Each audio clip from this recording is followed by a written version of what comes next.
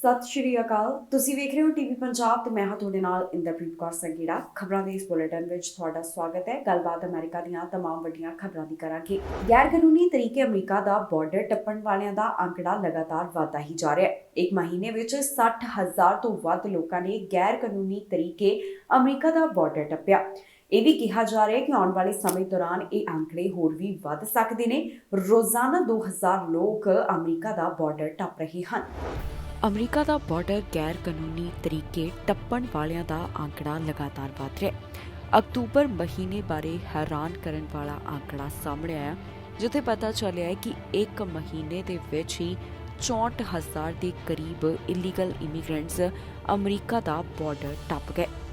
ਅਧਿਕਾਰੀਆਂ ਵੱਲੋਂ ਲਗਾਤਾਰ ਇਸ ਬਾਰੇ ਅਪਡੇਟ ਜਾਰੀ ਕੀਤੀ ਜਾ ਰਹੀ ਹੈ, ਜਿੱਥੇ ਇੱਕ ਪਾਸੇ ਬਾਈਡਨ ਪ੍ਰਸ਼ਾਸਨ ਇਹ ਦਾਅਵਾ ਕਰ ਰਿਹਾ ਹੈ ਕਿ ਬਾਰਡਰ ਪੂਰੀ ਤਰ੍ਹਾਂ ਸੁਰੱਖਿਅਤ ਹੈ ਤੇ ਦੂਜੇ ਪਾਸੇ ਕਸਟਮਸ ਐਂਡ ਬਾਰਡਰ ਪ੍ਰੋਟੈਕਸ਼ਨ ਦੇ ਆંકੜੇ ਹੈਰਾਨ ਕਰਨ ਵਾਲੇ ਨੇ, ਜਿੱਥੇ ਦੱਸਿਆ ਗਿਆ ਕਿ ਇੱਕ ਮਹੀਨੇ ਦੌਰਾਨ ਜਾਣੀ ਕਿ ਅਕਤੂਬਰ ਵਿੱਚ 64,000 ਵੱਲੋਂ ਅਮਰੀਕਾ ਦਾ ਬਾਰਡਰ ਗੈਰ ਕਾਨੂੰਨੀ ਢੰਗ ਦੇ ਨਾਲ ਟੱਪਿਆ ਗਿਆ ਹੈ।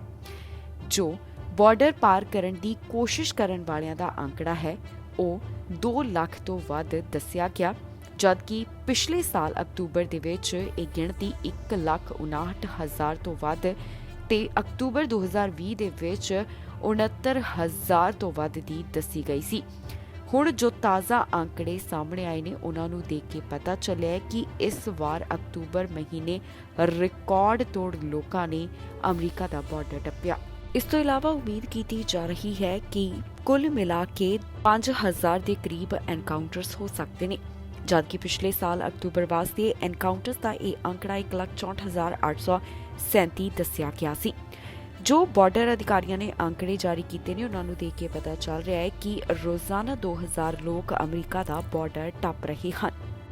ਦੱਸ ਦਈਏ ਕਿ ਸਤੰਬਰ ਮਹੀਨੇ ਦੌਰਾਨ ਵਾਈਸ ਪ੍ਰੈਜ਼ੀਡੈਂਟ ਕਮਲਾ ਹੈਰਿਸ ਵੱਲੋਂ ਇੱਕ ਸਟੇਟਮੈਂਟ ਜਾਰੀ ਕਰਦਿਆਂ ਕਿਹਾ ਗਿਆ ਕਿ ਬਾਰਡਰ ਪੂਰੀ ਤਰ੍ਹਾਂ ਸੁਰੱਖਿਅਤ ਹੈ।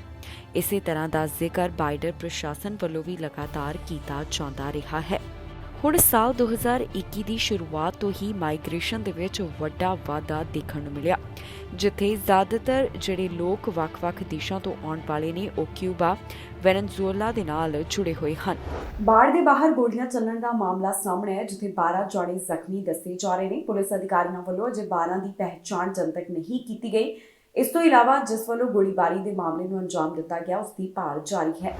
ਅਮਰੀਕਾ ਦੇ ਫਿਲਾਡੈਲਫੀਆ ਤੋਂ ਇੱਕ ਅਜਿਹਾ ਮਾਮਲਾ ਸਾਹਮਣੇ ਹੈ ਜਿੱਥੇ ਬਾਰ ਦੇ ਬਾਹਰ ਗੋਲੀਬਾਰੀ ਹੋਈ ਹੈ। ਗੋਲੀਬਾਰੀ ਦੀ ਇਸ ਘਟਨਾ ਦੇ ਵਿੱਚ ਘੱਟੋ-ਘੱਟ 12 ਲੋਕ ਜ਼ਖਮੀ ਦੱਸੇ ਜਾ ਰਹੇ ਨੇ।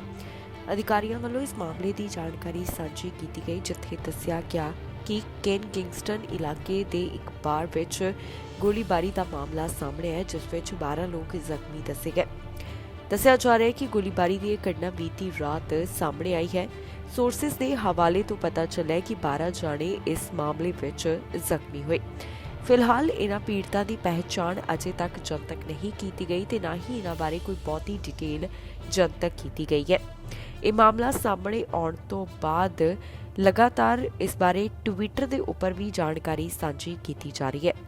ਜ਼ਿਕਰਯੋਗ ਹੈ ਕਿ ਅਮਰੀਕਾ ਦੇ ਵਿੱਚ ਗਨ ਵਾਇਲੈਂਸ ਇੱਕ ਵੱਡਾ ਅਹਿਮ ਮੁੱਦਾ ਬਣਿਆ ਹੋਇਆ ਹੈ। ਬਾਈਡਨ ਪ੍ਰਸ਼ਾਸਨ ਵੀ ਲਗਾਤਾਰ ਇਸ ਬਾਰੇ ਗੱਲਬਾਤ ਕਰਦੇ ਹੋਏ ਦਿਖਾਈ ਦੇ ਰਹੇ ਨੇ ਤੇ ਉਹਨਾਂ ਵੱਲੋਂ ਇਸ ਗੱਲ ਨੂੰ ਲੈ ਕੇ ਵੀ ਜ਼ੋਰ ਦਿੱਤਾ ਜਾ ਰਿਹਾ ਹੈ ਕਿ ਉਹਨਾਂ ਦੀ ਸਰਕਾਰ ਇਸ ਹਿੰਸਾ ਦੇ ਖਿਲਾਫ ਲਗਾਤਾਰ ਕਦਮ ਚੁੱਕ ਰਹੀ ਹੈ।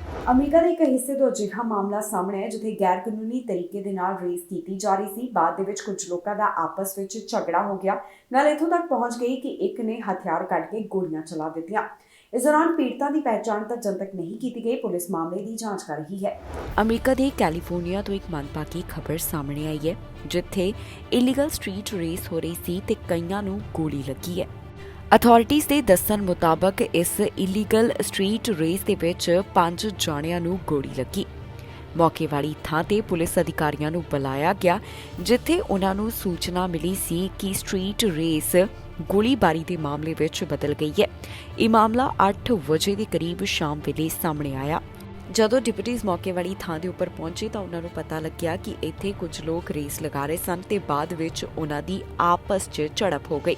ਇਸ ਝਗੜੇ ਦੇ ਵਿੱਚ ਇੱਕ ਵੱਲੋਂ ਹਥਿਆਰ ਕੱਢ ਲਿਆ ਗਿਆ ਤੇ ਉਸਨੇ ਗੋਲੀਆਂ ਚਲਾ ਦਿੱਤੀਆਂ। ਗੋਲੀ 4 ਜਾਣਿਆਂ ਨੂੰ ਲੱਗੀ। ਜਿਨ੍ਹਾਂ ਨੂੰ ਗੋਲੀਆਂ ਲੱਗੀਆਂ ਉਹਨਾਂ ਵਿੱਚੋਂ ਇੱਕ ਵਿਅਕਤੀ ਨੂੰ ਹਸਪਤਾਲ ਵਿੱਚ ਭਰਤੀ ਕਰਵਾਇਆ ਗਿਆ, ਜਦਕਿ 4 ਨੂੰ ਫਲਾਈਂਗ ਜੇਟ ਟਰੱਕ ਸ਼ਾਪ ਦੇ ਵਿੱਚ ਲਿਜਾਏ ਜਾਣ ਦੀ ਖਬਰ ਸਾਹਮਣੇ ਆਈ, ਜੋ ਕਿ ਹਾਈਵੇ 99 ਦੇ ਉੱਪਰ ਹੈ। ਇੱਥੇ ਉਹਨਾਂ ਨੂੰ ਐਂਬੂਲੈਂਸ ਤੱਕ ਪਹੁੰਚਾਇਆ ਗਿਆ। ਜਿਹੜੇ ਇੱਥੇ ਵਿਅਕਤੀ ਜ਼ਖਮੀ ਹੋਏ ਨੇ ਉਹਨਾਂ ਬਾਰੇ ਬਹੁਤੀ ਜਾਣਕਾਰੀ ਅਜੇ ਜਨਤਕ ਨਹੀਂ ਕੀਤੀ ਗਈ। ਪੁਲਿਸ ਅਧਿਕਾਰੀਆਂ ਵੱਲੋਂ ਪੀੜਤਾਂ ਦੀ ਪਹਿਚਾਣ ਨਹੀਂ ਦੱਸੀ ਗਈ। ਇਹ ਗੱਲ ਕਹੀ ਜਾ ਰਹੀ ਹੈ ਕਿ ਅਜੇ ਮਾਮਲੇ ਦੀ ਜਾਂਚ ਪੜਤਾਲ ਜਾਰੀ ਹੈ, ਜਿਸ ਤੋਂ ਬਾਅਦ ਅਗਲੀ ਅਪਡੇਟ ਜਾਰੀ ਕੀਤੀ ਜਾਵੇਗੀ। ਫਿਲਹਾਲ ਪੁਲਿਸ ਦਾ ਕਹਿਣਾ ਹੈ ਕਿ ਜੇਕਰ ਕਿਸੇ ਨੂੰ ਇਸ ਬਾਰੇ ਕੋਈ ਜਾਣਕਾਰੀ ਹੋਵੇ ਤਾਂ 559 733 6218 ਦੇ ਉੱਪਰ ਕਾਲ ਕਰਕੇ ਉਹਨਾਂ ਨਾਲ ਜਾਣਕਾਰੀ ਸਾਂਝੀ ਕੀਤੀ ਜਾ ਸਕਦੀ ਹੈ।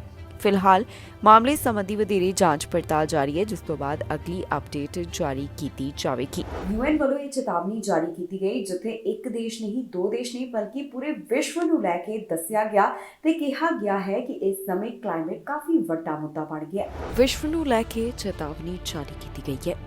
ਇਹ ਚੇਤਾਵਨੀ ਯੂਐਨ ਸੈਕਟਰੀ ਵੱਲੋਂ ਦਿੱਤੀ ਗਈ, ਜਿੱਥੇ ਉਹਨਾਂ ਵੱਲੋਂ COP27 ਦੇ ਡੈਲੀਗੇਟਸ ਨੂੰ ਸੰਬੋਧਿਤ ਕੀਤਾ ਗਿਆ ਤੇ ਉਹਨਾਂ ਨੇ ਵਿਸ਼ਵ ਦੇ ਵਾਸਤੇ ਚੇਤਾਵਨੀ ਜਾਰੀ ਕਰ ਦਿੱਤੀ ਹੈ, ਜੋ ਕਿ ਕਲਾਈਮੇਟ ਦੇ ਨਾਲ ਜੁੜੀ ਹੋਈ ਹੈ। ਕੀ ਕਹਿਣਾ ਹੈ ਉਹਨਾਂ ਦਾ, ਆਓ ਤੁਹਾਨੂੰ ਸੁਣਾਉਂਦੇ ਹਾਂ।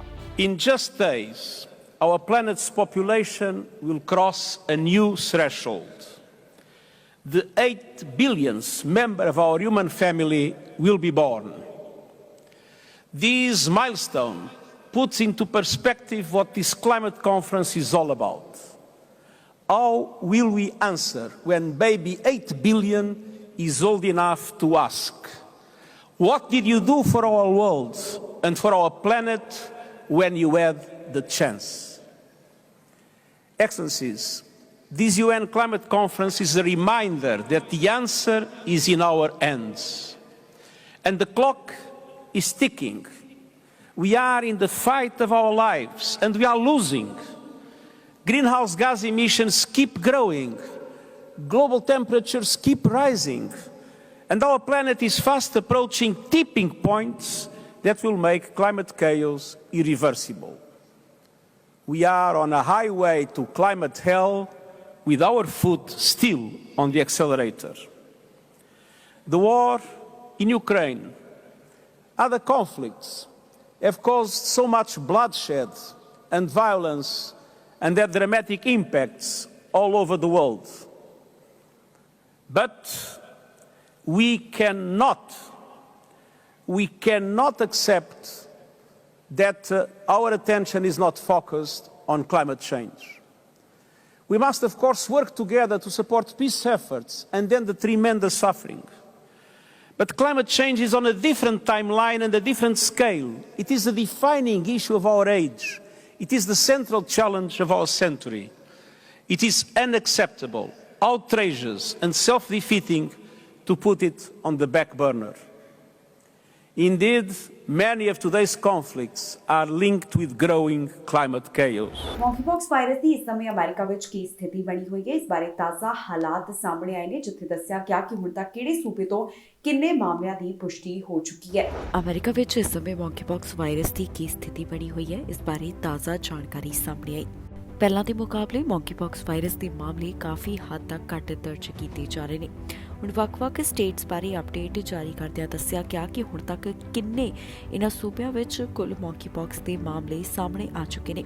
District of Columbia 497, New York 3948, Georgia 1815, California 5010, Florida 2543, Maryland 662, Illinois 1315, Nevada 267, Texas 2372, New Jersey 720, Washington 600, Rhode Island 74, Arizona 474, Pennsylvania 773, Massachusetts 402, Puerto Rico 183, Virginia 484, Louisiana 254, North Carolina 566, Oregon 216, Utah 161, Colorado 278, Tennessee 309, Minnesota 202, Indiana 234, South Carolina 172,